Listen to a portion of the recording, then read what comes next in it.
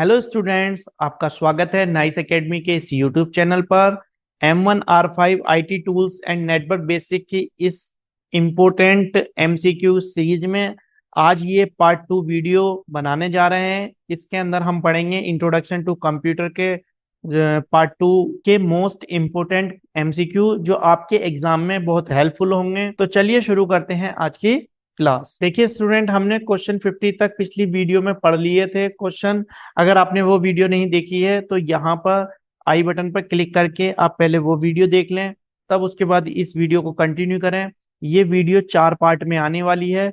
एक पार्ट इसका आ चुका है, दूसरा पार्ट ये है, 2 पार्ट और आएंगे, तीसरा और चौथा वो अभी आने वाले हैं। ठीक है, तो पहला आ चुका है, आप इसे देख लें। दूसरा आप ये देख रहे हैं, तीसरा और चौथा इसके आगे वाली वीडियो है, तो उनको देखिएगा। इन 4 पार्टों में टोटल हमने 200 इंपोर्टेंट MCQ कवर करे हैं जो फर्स्ट चैप्टर से रिलेटेड है। इससे अलावा कोई भी क्वेश्चन पहले चैप्टर से बच के नहीं जाएगा। देखिए 51 क्वेश्चन नंबर 51 है हमारा, hard disk is quoted in both side above. Hard disk के ऊपर दोनों साइड में किस चीज की या कौन सी मेटल की, है ना, कोट होता है, लगा हुआ, कोटेड होती है ये।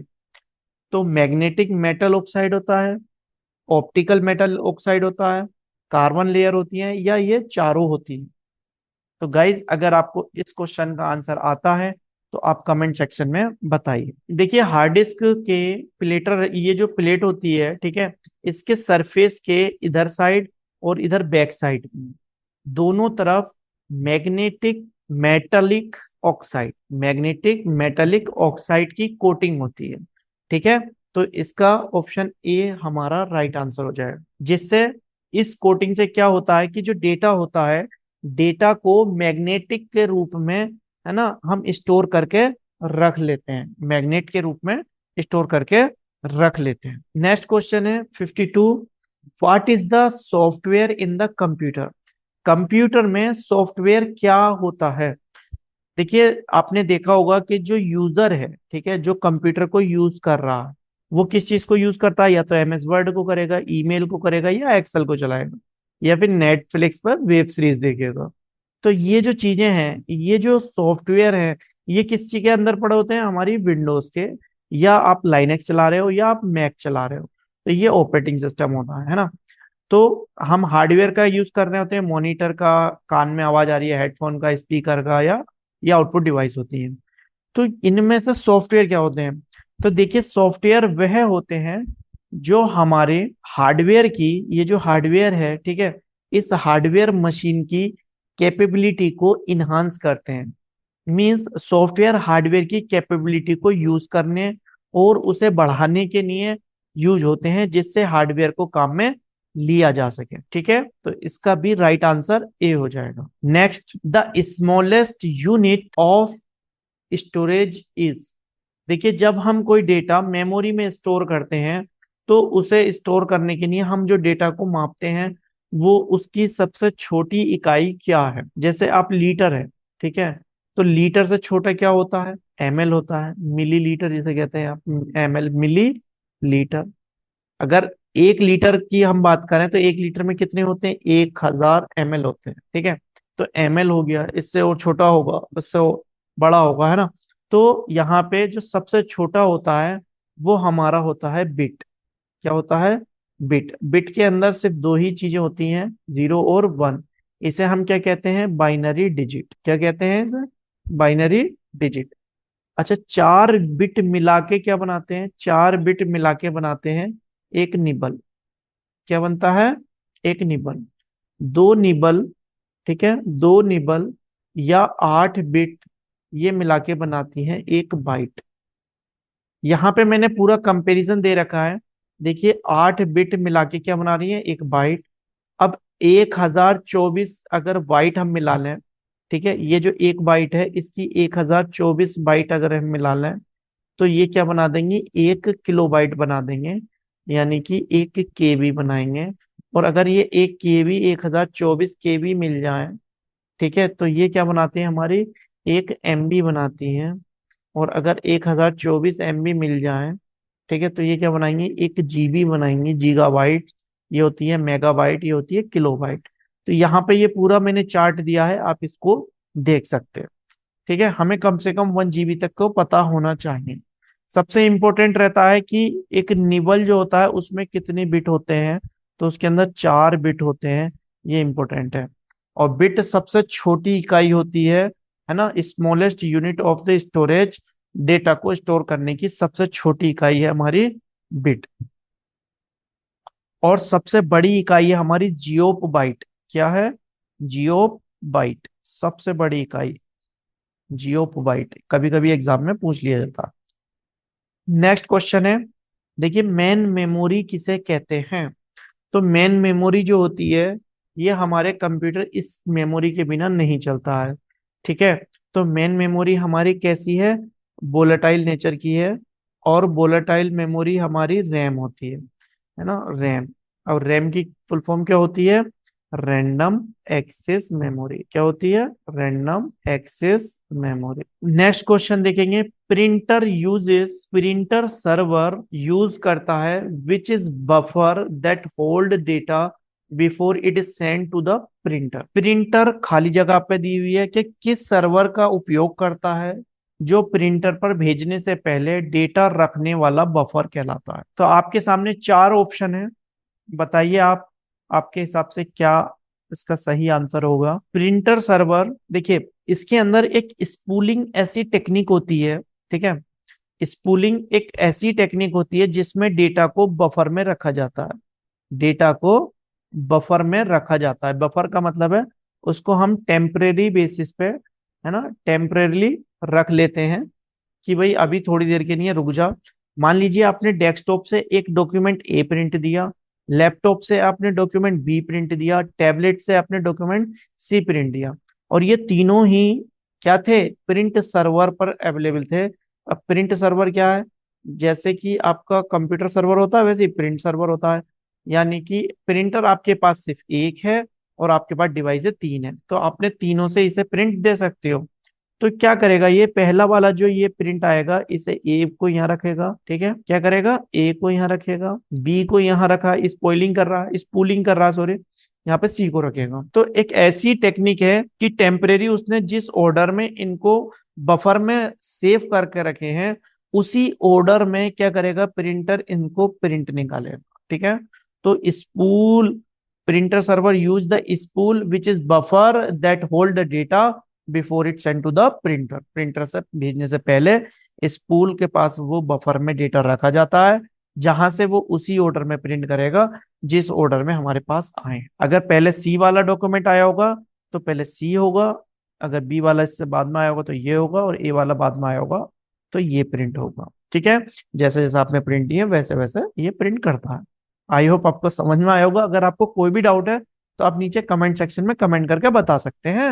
देखिए नेक्स्ट क्वेश्चन है हमारा द सीपीयू। देखिए नेक्स्ट क्वेश्चन है हमारा 56, सीपीयू कंसिस्ट ऑफ। सीपीयू किन किन चीजों से मिलके बना होता है। सीपीयू की फुल फॉर्म होती है सेंट्रल प्रोसेसिंग यूनिट।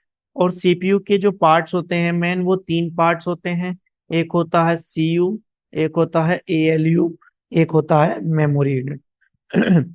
तो देखिए इसमें इनपुट है, आउटपुट है एंड प्रोसेसिंग है, ये नहीं होगा। कंट्रोल यूनिट हो गया सीयू, प्राइमरी स्टोरेज हो गया, सेकेंडरी स्टोरेज हो गया, ये भी नहीं होगा। सीयू हो गया, ये एएलयू हो गया, और प्राइमरी स्टोरेज यानी मेमोरी यूनिट हो गया। तो इसका सही आंसर हो जाएगा हमारा सी, कंट्रोल यूनिट, है ना, CU, ALU arithmetic logic unit, and memory unit, memory storage.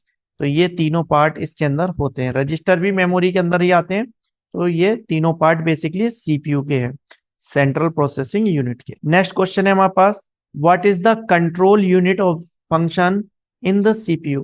तो जो कंट्रोल यूनिट है सीयू हमारा, उसका क्या काम है। बेसिकली सीयू का काम होता है इनपुट डिवाइस से इनपुट लाना, प्रोसेसर को भेजना, फिर वहां से आउटपुट तक भेजना। तो यही मेन काम होता है कंट्रोल यूनिट का, एएलयू से डेटा को लाना, मेन मेमोरी से डेटा को फैच कराना, फिर उनको एग्जीक्यूट होने के बाद आउटपुट तक भेज देना।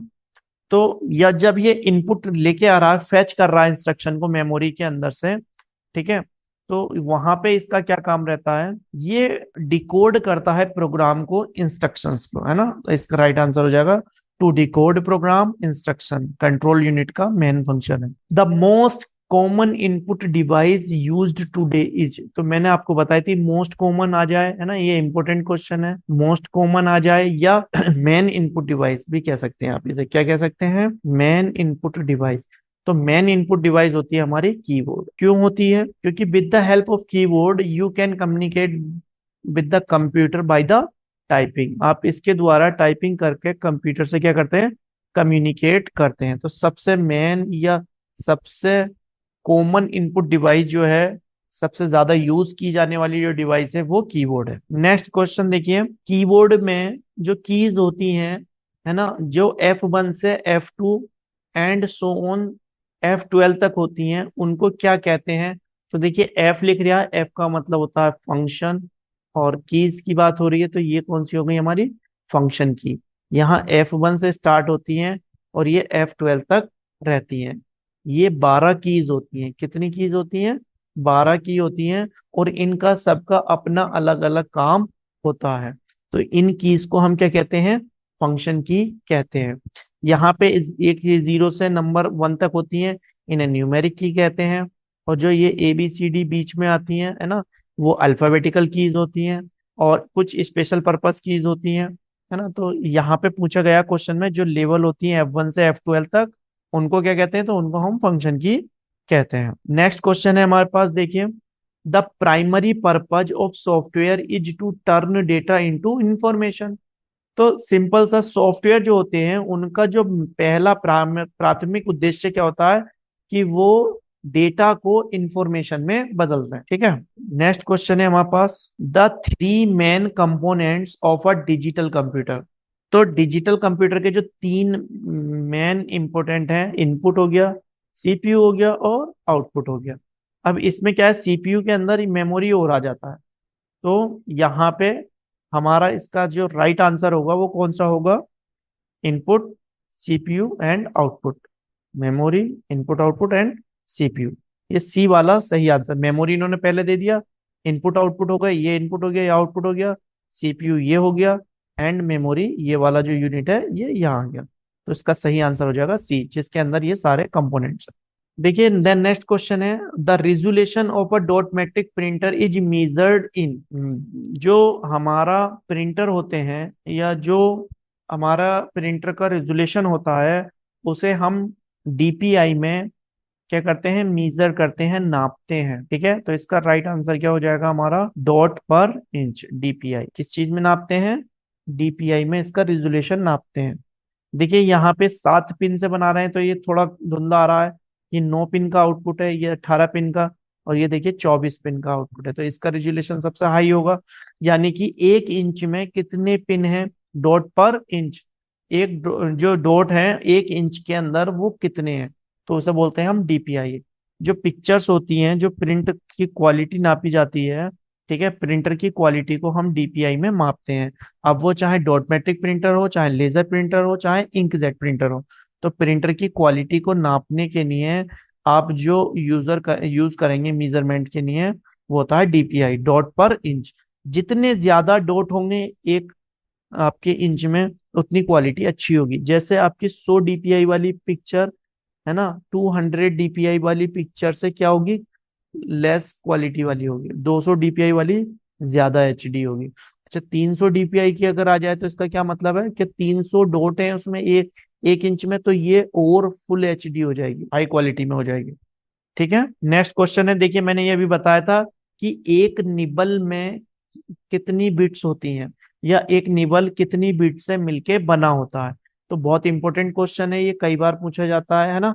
आपको पता होना चाहिए कि 4 बिट से मिलके एक निबल बनता है, और 2 निबल मिला के बनाते हैं हमारा एक बाइट। ठीक है। देखिए, ऐसा कौन सा नंबर सिस्टम है जिसका बेस क्या होता है, 8 होता है। तो मैंने पिछली वीडियो में आपको बताए थे नंबर सिस्टम, कि 8 से कौन सा आता है हमारा, ऑक्टल।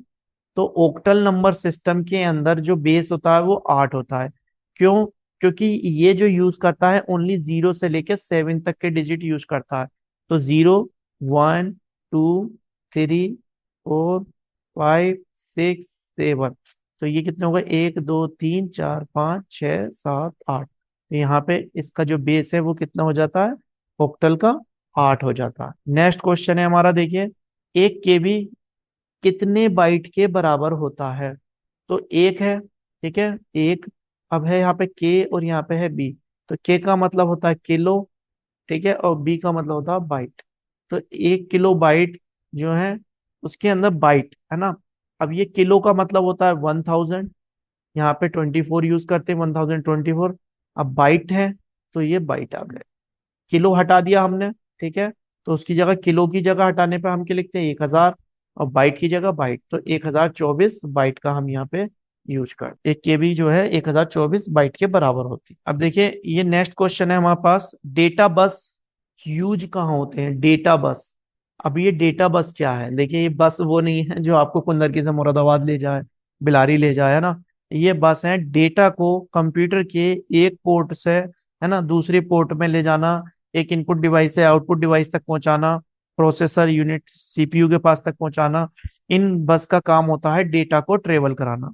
ये क्या करते हैं, डेटा को क्या कराते हैं, एक जगह से दूसरी जगह भेजते हैं, डेटा को ट्रेवल कराते हैं। अब ये वाली एक बस होती है साटा, इन्हें साटा बस कहा जाता है। और ये होती है पाटा बस, ये पुराने वाले जमाने में आती थी, ये नए जमाने में आती है। तो इसका बेसिकली जो यूज है वो पैरेलल डेटा को ट्रांसफर करने के लिए यूज किया जाता है। किसके लिए किया जाता है, पैरेलल डेटा को ट्रांसफर करने के लिए यूज किया जाता है। देखिए इनपुट से हमारे पास जैसे कीबोर्ड से जो इनपुट आया CPU तक कैसे पहुंचेगा, डेटा बस की मदद से हमने यहाँ CPU तक पहुंचा दिया। अब CPU ने प्रोसेस करा, अब इसको रीड करने के बाद रैम में पहुंचा दिया, है ना। तो यहाँ से भी डेटा बस क्या कर रहे हैं, इसको डेटा को लेके जा रहे हैं, यहाँ पे डेटा बस फिर से वापस पहुंचा के जा रहे हैं आउटपुट तक, है ना। ये वाला जो तीर है इधर को भी और इधर को भी, तो लेके जाएगा और फिर लेके आएगा, दोनों काम कर रहा। तो डेटा बस डेटा को इनपुट डिवाइस से लेके आते हैं, प्रोसेस कराते हैं, आउटपुट डिवाइस तक लेके जाते हैं, फिर उसके बाद में इनका काम पैरेलल डेटा ट्रांसफर करने का होता है। नेक्स्ट क्वेश्चन देखिए, an impact printer uses, impact printer इनमें से किन चीज को यूज करता है। तो देखिए इम्पैक्ट प्रिंटर के अंदर होता क्या है, पहले आप उसको समझेंगे। इम्पैक्ट प्रिंटर के अंदर एक हैमर होता है और एक उसमें हमारा हेड होता है। जब हेड को हैमर के ऊपर, ठीक है, ये जो है हमारा, ये यहाँ पे जो नंबर्स लिखे हुए हैं ये इसका क्या है, ये हेड हो जाएगा। और ये हैमर के द्वारा, ठीक है, यहाँ पे ये जो फंसा हुआ है बीच में ये पेपर है, ठीक है, और इस पेपर के ऊपर रिबन लग रहा है।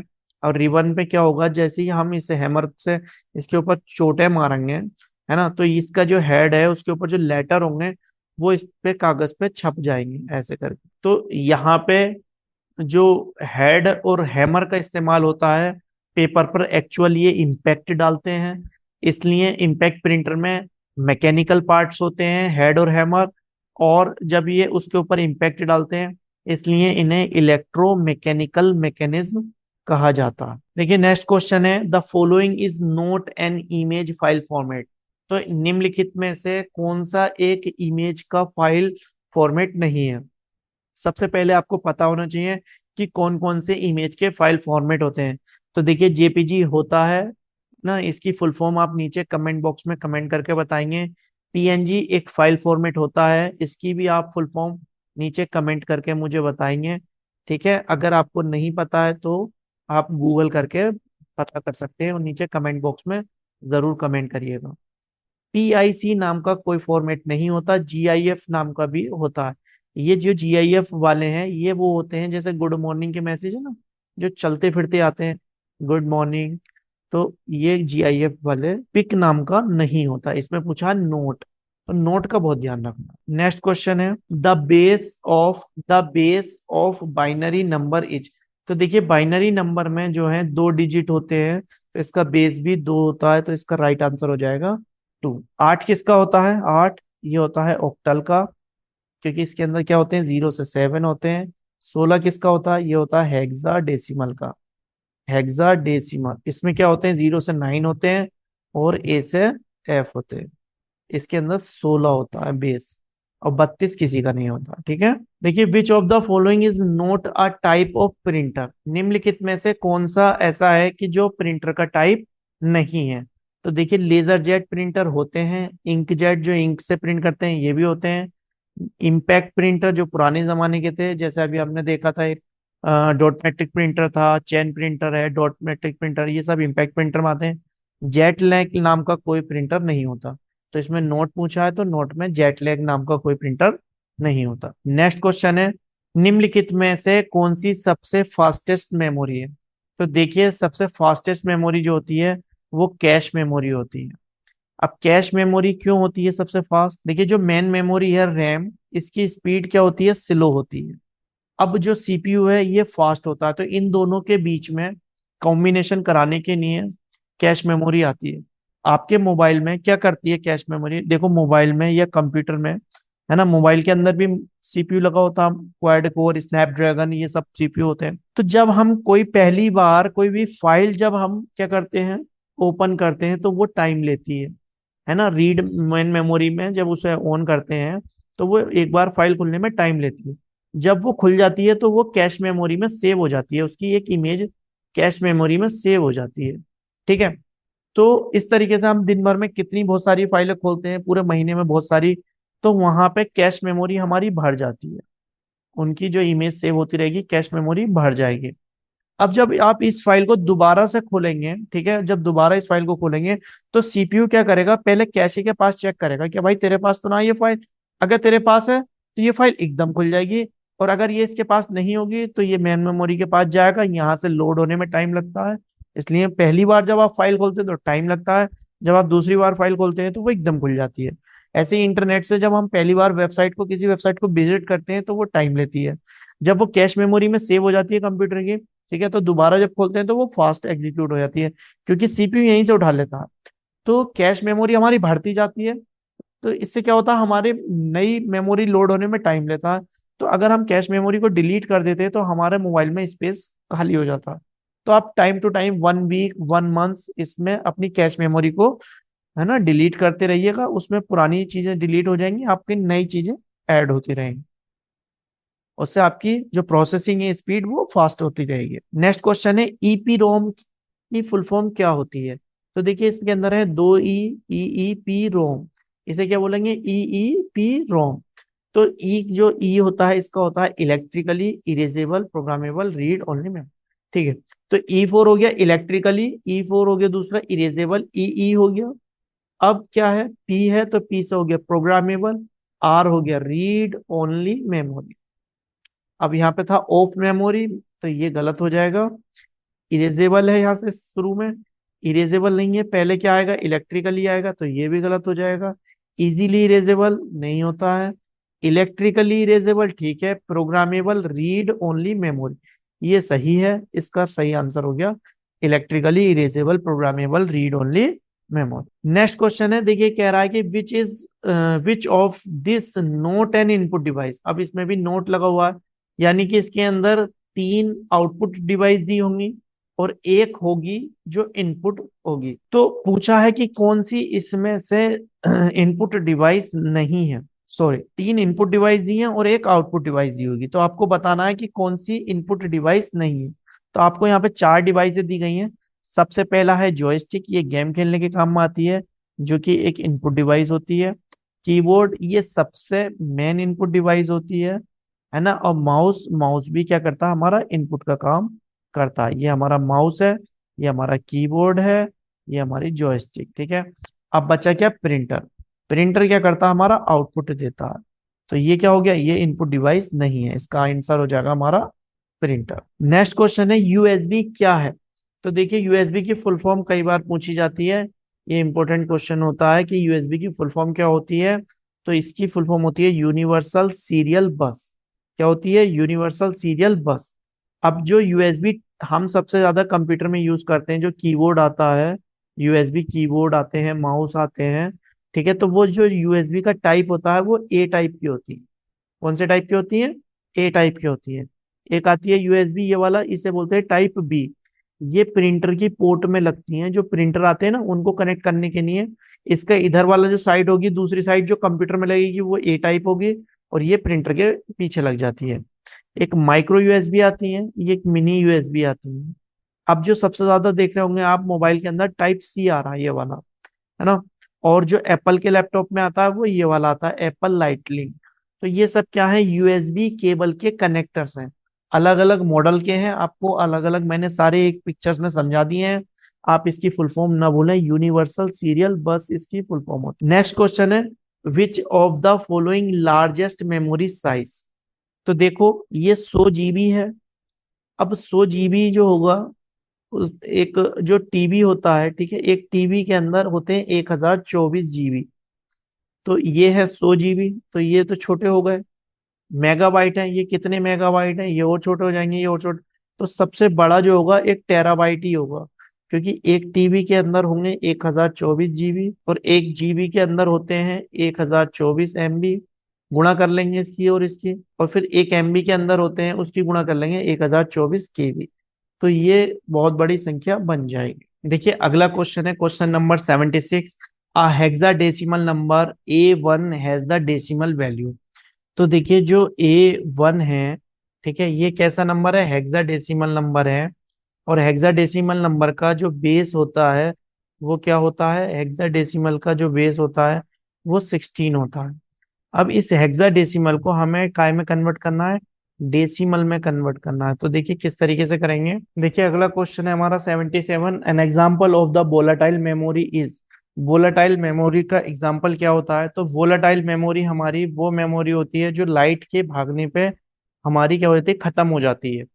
तो इसे टेम्परेरी मेमोरी भी कहते हैं, ठीक है, टेम्पोररी मेमोरी भी कहते हैं। और ये होती है हमारी रैम, और रैम, तो इसका आंसर हो जाएगा रैम, रैंडम एक्सेस मेमोरी। अब देखिए ये जो है ये क्या है, सीडी रोम है, ये परमानेंट मेमोरी होती है। ये जो रोम है, ये रोम रीड ओनली मेमोरी होती है, ये भी लाइट भागने पे इसमें जो डेटा होता है वो सेव रहता है। और चौथा है ये हमारी हार्ड डिस्क। हार्ड डिस्क भी हमारी परमानेंट मेमोरी होती है, इसके अंदर जो डेटा होता है लाइट भाग जाए तो भी ये सेव रहता है। तो ये जो तीनों हैं, ये और ये और ये हमारी नॉन वोलेटाइल है। कैसी है, ये नॉन वोलेटाइल मेमोरी है, क्योंकि इनका डेटा क्या होता है, परमानेंट नेचर का होता है, परमानेंट नेचर का होता है। और ये वोलेटाइल है, यानी कि इनका जो डेटा है वो टेम्परेरी है, और वो है रैम। रैम के अंदर जो भी डेटा होगा लाइट भागने पे डिलीट हो जाता है। नेक्स्ट क्वेश्चन है हमारे पास, the basic architecture of the computer was develop by. तो जो बेसिक आर्किटेक्चर है वो इन भाई साहब ने दिया है, इनका नाम है जॉन वॉन न्यूमैन। और ये कहाँ रहते हैं, ये यूएस में रहते हैं। देखिए नेक्स्ट क्वेश्चन है हमारे पास कि which output device is use for the translating information from a computer into pictorial form on the paper. तो देखिए कंप्यूटर में से अगर हमने जैसे ये माउस बनाया है, ठीक है, तो इसे कागज पे, है ना, पेपर पे क्या करना है, पिक्चर के रूप में ट्रांसलेट करना है, यानी कि इसका सिंपल सा प्रिंट निकालना है। तो उसके लिए आप माउस का यूज करेंगे नहीं, ये माउस हो गया हमारा, ये डिजिटल स्क्रीन हो गई, ये पंच कार्ड हो गया, और ये हमारा प्लॉटर है। तो हम प्रिंट करने के लिए कागज पर किसका यूज करेंगे, प्लॉटर का यूज करते हैं। नेक्स्ट क्वेश्चन है, the decimal equivalent of the binary number this. यहाँ पे 11011, ये आपको एक नंबर दिया है 11011। तो आपको इसका डेसिमल बताना है। तो देखिए सिंपल सी टेक्निक है कि इसके नीचे आप क्या मानो, सबसे पहले डिजिट के नीचे एक, फिर इसके दो, फिर उसके आगे हम मान चार, इसका डबल करते जाएंगे 8, और यहाँ पे 16। जो जीरो के नीचे वैल्यू होती है वो जुड़ती नहीं है, बाकी इन सबको जोड़ लीजिए। तो जब आप प्लस करेंगे इसके अंदर, ठीक है, तो ये क्या हो गया, 16 और 8 24, और दो 26, और एक 27। तो यहाँ पे हमारा जो आंसर निकल के आया वो 27। अगला क्वेश्चन देखिए। नेक्स्ट क्वेश्चन है हमारे पास, an optical input device that interpret pencil marks on the paper media is. जो पेंसिल के मार्क लगे हुए होते हैं ना, तो इनको कौन पेपर पे रीड करता है, तो ये OMR ऑप्टिकल, इन मार्क को क्या बोलते हैं, ऑप्टिकल मार्क रीडर। ये जो मशीन है इन मार्क को आसानी से रीड कर लेती है, तो इसे बोलते हैं ऑप्टिकल मार्क रीडर। अच्छा ये मशीन कौन सी है, ये हमारी बारकोड को रीड करने वाली बारकोड रीडर, ठीक है। और ये हमारा क्या है, मैग्नेटिक टैप है, जिसके अंदर हम पहले गाने वगैरह स्टोर करते थे, वॉकमैन में चलता था। और ये है पंच कार्ड मशीन, है ना। इसका काम क्या होता है, जो ये पंच कार्ड होता है इसको पंच करने का काम होता है, ये ऑफिस वगैरह में लगी हुई होती है। नेक्स्ट देखिए, ऐसा कौन सा नंबर है जिसका बेस 2 होता है। अब आप मुझे कमेंट बॉक्स में इसका आंसर बताएंगे। तो देखिए 2 है, तो सिंपल आपको पता है कि बाइनरी नंबर सिस्टम ही है, इसका बेस क्या होता है, 2 होता है। तो ये कई बार एग्जाम में पूछे जाते हैं छोटे छोटे सवाल, आप इसमें गलती ना करें। नेक्स्ट क्वेश्चन है, देखिए in a single byte how many bit will be there. अगर आपके पास सिर्फ एक बाइट है, ठीक है, क्या है, एक बाइट है, तो उसके अंदर कितनी बिट है। तो हमने बताया था कि एक बाइट जो होता है, एक बाइट के अंदर होती है 8 बिट। ठीक है। अगर ये पूछता है कि एक बाइट में कितने निबल होते हैं, तो 2 निबल होते हैं। ठीक है, कितने निबल होते हैं, 2 निबल होते हैं। तो यहाँ पे हमारा आंसर क्या आ जाएगा, 8 बिट आ जाएगा। नेक्स्ट क्वेश्चन है, देखिए बहुत इंपॉर्टेंट है। A keyboard is this kind of device. Keyboard किस तरह की डिवाइस है। तो कीबोर्ड जो है बेसिकली इनपुट डिवाइस है, और हम कहें तो ये सबसे मेन इनपुट डिवाइस है ना, क्योंकि इसी की सहायता से हम कंप्यूटर से क्या करते हैं, कम्युनिकेशन करते हैं टाइपिंग के द्वारा। नेक्स्ट क्वेश्चन है हमारे पास कि निम्नलिखित में से सबसे fastest, biggest and most expensive computer कौन सा है। यानी कि जो सबसे तेज हो, सबसे बड़ा हो और सबसे महंगा कंप्यूटर हो। तो सबसे महंगा सबसे बड़ा जो होते हैं वो होते हैं सुपर कंप्यूटर। सुपर कंप्यूटर को ही सबसे फास्ट, सबसे बिगेस्ट, सबसे मोस्ट एक्सपेंसिव माना जाता है। क्वेश्चन नंबर 86, ये है हमारा क्वेश्चन नंबर 86 कि नॉन इम्पैक्ट जो होते हैं based printing device, non impact based, यानी कि ऐसा प्रिंटर जो नॉन इम्पैक्ट है। तो नॉन इम्पैक्ट जो प्रिंटर है वो हमारा लेजर प्रिंटर है। ठीक है, laser printer non impact type के होते हैं, जो बिना पेपर को छुए प्रिंट करते हैं। ठीक है, और इम्पैक्ट प्रिंटर ऐसे होते हैं जो पेपर पर इम्पैक्ट डाल के प्रिंट करते हैं, जैसे हमारा डॉट मैट्रिक्स था। और डॉट मैट्रिक जो प्रिंटर है, ये वाला जो डॉट मैट्रिक प्रिंटर है, ये हमारा इम्पैक्ट प्रिंटर है। ये कैसा प्रिंटर है, ये इम्पैक्ट प्रिंटर है, और ये कैसा है, हमारा नॉन इम्पैक्ट है। इन दोनों के बारे में आप याद रखिएगा। नेक्स्ट क्वेश्चन देखते हैं हम। क्वेश्चन नंबर हमारा 87, number in the base of 16 are called as. निम्नलिखित में कौन सा ऐसा नंबर है जिसका बेस जो है वो क्या होगा, 16 होगा। तो देखिए मैंने आपको बताया कि हेक्साडेसिमल सिस्टम का जो बेस होता है वो क्या होता है, 16 होता है। क्यों होता है, क्योंकि इसके अंदर 0 से लेके 9 नंबर तक के तो डेसिमल यूज हो रहे हैं, डेसिमल। और हेक्सा के लिए इन्होंने क्या यूज करा है, ए से लेके एफ तक की वैल्यू को यूज करा है। तो इसमें 16 डिजिट होते हैं टोटल, तो इसलिए इसका हेक्साडेसिमल का जो सिस्टम का बेस होता है वो 16 होता है। ऑक्टल का 8 होता है, इसमें 0 से लेके 7 तक यूज होते हैं। और डेसिमल में 0 से लेके 9 तक का होता है, इसमें बेस जो होता है 10 होता है। और बाइनरी के अंदर 2 ही डिजिट होते हैं, 0 और 1, इसका इसलिए बेस 2 होता है। ये देखिए चारों पॉइंट याद रखिएगा, कोई सा ना कोई सा आपके एग्जाम में जरूर आता है, इंपॉर्टेंट है, इसे मार्क कर लीजिए। नेक्स्ट क्वेश्चन देखते हैं, octal equivalent of the decimal number 576। अब यहाँ पे डेसिमल नंबर आपको दिया गया है 576, इसका आपको ऑक्टल बताना है। ठीक है, तो आप इसे कैसे निकालेंगे, इसका ऑक्टल नंबर कैसे निकालेंगे। 567 का जब हम ऑक्टल निकालेंगे तो 1067 इसका आंसर आता है। नेक्स्ट क्वेश्चन है हमारे पास, सेकेंडरी मेमोरी किसे कहते हैं। तो देखिए सेकेंडरी मेमोरी हमारी होती है hard disk drive, SD card, pen drive, SSD. ये सब क्या है, सेकेंडरी डिवाइस है। इन्हें हम परमानेंट स्टोरेज डिवाइस भी कहते हैं। क्या कहते हैं, परमानेंट स्टोरेज डिवाइस भी कहते हैं। तो अब क्या इसमें से यहाँ पे रैम है, रोम है, कैश मेमोरी है, नन ऑफ द अबव। तो इनमें से कोई सा भी जो सेकेंडरी डिवाइस का ऑप्शन है वो दिया नहीं है, तो इसका आंसर हो जाएगा नन ऑफ द एबव। क्यों, क्योंकि ना तो हार्ड डिस्क है इसके अंदर, एसडी कार्ड, पेन ड्राइव, ना एसएसडी।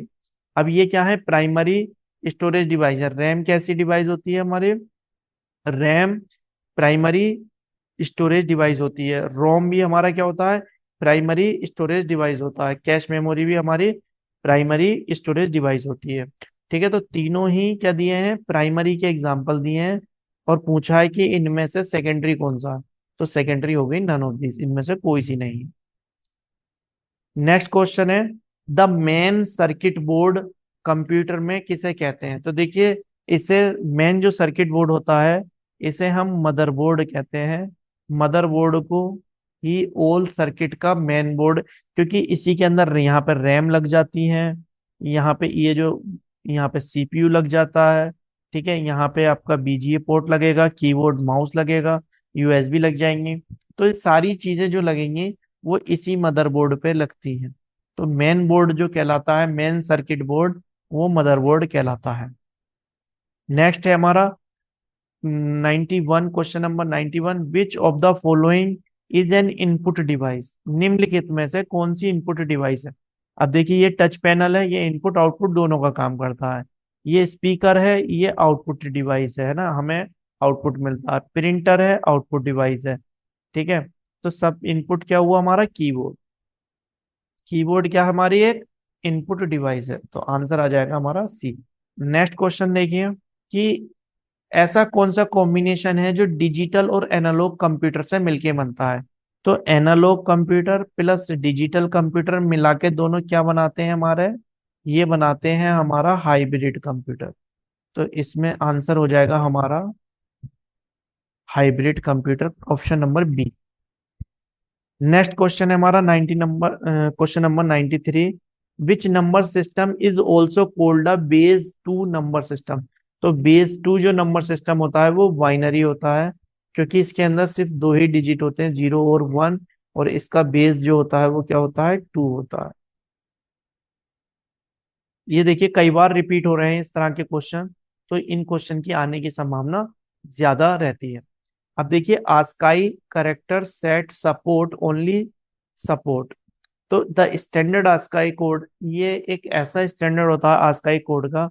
आस्काई की कोड की पहले तो हम फुल फॉर्म की बात कर लेते हैं, क्या होती है? तो इसकी फुल फॉर्म होती है अमेरिकन, एस से होती है स्टैंडर्ड, ठीक है, सी से होती है code, American standard code for information and interchange.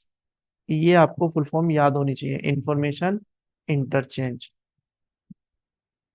देखिए, हमारा जो कंप्यूटर होता है वो क्या समझता है? बाइनरी समझता है। ठीक है, और जब हम ए लिखते हैं तो ये हमें समझ में आता है, लेकिन कंप्यूटर को समझ में नहीं आता। तो ये जो आस्काई कोड है, ये 7 बिट का, ठीक है, क्या है? 7 बिट का एक कोड होता है, जिसमें 2 टू दी पावर 7 होती हैं, जो 128 बिट में जाता है। 7 बाइट का होता है, सॉरी, 7 बाइट का होता है, और ये 128 बिट में जाता है। 2 टू पावर 7 करने के बाद इसके अंदर जो स्टैंडर्ड वाला आस्काई है उसमें 128 बिट का होता है, 0 से लेके 127 तक के करेक्टर आते हैं। और एक इसका एक्सटेंडेड वर्जन आया है आस्काई का, उसके अंदर 2 की पावर 8 होती है, उसमें 256 तक करेक्टर होते हैं। तो ये क्या करेक्टर होते हैं? जैसे ए है, तो ए का जो नंबर है वो 65 है, और कैपिटल बी जो है वो 66 है। अब ये जो नंबर आया, इसको ये बाइनरी में कन्वर्ट कर लेगा और उससे कंप्यूटर समझ लेगा। और ये एक ऐसी इनकोडिंग स्कीम बनाई है जिसमें करेक्टर्स को हमारे क्या करा जाता है? बाइनरी में कन्वर्ट करा जाता है। तो ये आस्काई, जो स्टैंडर्ड वाला आस्काई है वो 128 बिट का होता है, जो एक्सटेंडेड है, बढ़ाया गया है, वो 256 का होता है। उसके अंदर 0 से 255 तक के अंक आते हैं। नेक्स्ट क्वेश्चन है, the information store in the RAM is typically loaded from the computer. तो देखिए, कंप्यूटर के अंदर जो रैम में इंफॉर्मेशन आती है, अब रैम क्या है? एक प्राइमरी स्टोरेज डिवाइस है। अब रैम क्या करती है? जब सीपीयू किसी डेटा को चाहिए, तो रैम उसे सीपीयू तक पहुंचाने का काम करती है। अब लाएगी कहाँ से रैम? तो ये कहीं ना कहीं परमानेंट स्टोरेज में रखा होगा, यानी कि हार्ड डिस्क में रखा होगा। परमानेंट हमारे कंप्यूटर में तो हार्ड डिस्क ही होती है ना, हार्ड डिस्क ड्राइव। तो हार्ड डिस्क ड्राइव में से रैम लेके आएगी अपने पास, और इसे सीपीयू तक पहुंचा देती है। तो बेसिकली रैम में जो इंफॉर्मेशन आती है वो कहाँ से आती है? हार्ड डिस्क में से आती है। क्वेश्चन नंबर है नेक्स्ट हमारा 96, what are the operation that perform by the RAM? RAM के द्वारा कौन से ऑपरेशन परफॉर्म किए जाते हैं, यानी कि रैम के द्वारा कौन कौन से काम किए जाते हैं?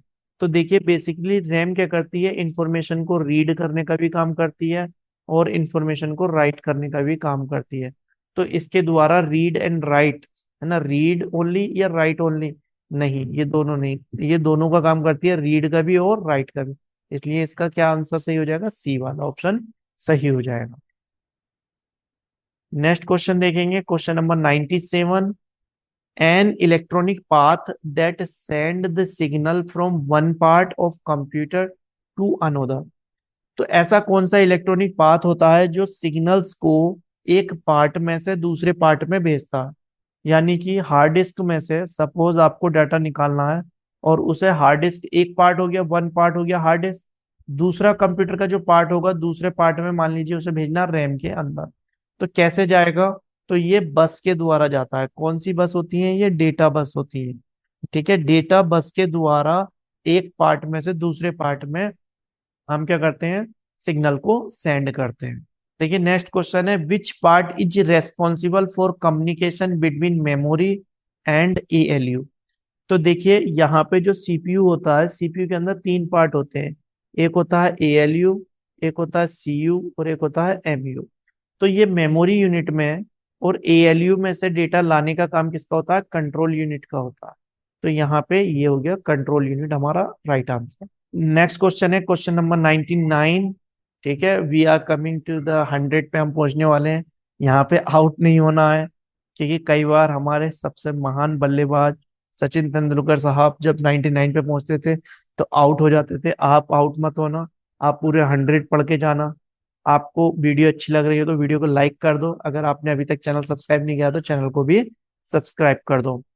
तो देखिए, which of the following is a non volatile memory. देखिए नॉन वोलेटाइल का मतलब होता है परमानेंट। नॉन वोलेटाइल का क्या मतलब होता है, परमानेंट नेचर की कौन सी मेमोरी है।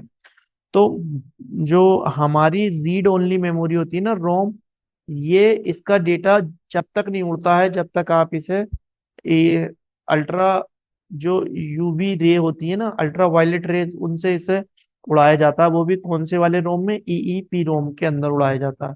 नॉर्मली वाले रोम के अंदर डेटा परमानेंट रहता है। ठीक है, तो नॉन वोलेटाइल जो है इसमें वो रोम है। रैंडम एक्सेस मेमोरी जो है ये कैसा है, ये वोलेटाइल है, इसका डेटा खुद ब खुद उड़ जाता है लाइट भागने पे। और फाइनली वी आर